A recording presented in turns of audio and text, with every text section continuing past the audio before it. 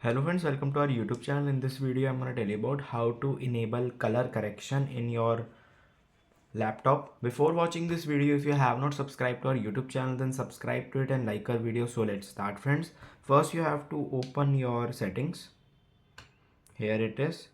And you have to just tap on here and you will see here it is accessibility.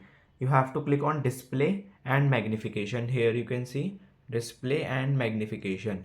You have to just tap on here and you will see here it is the color correction.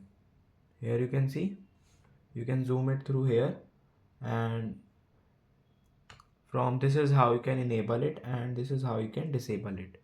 And you will see the color correction. You can adjust the dark green and green from here like this.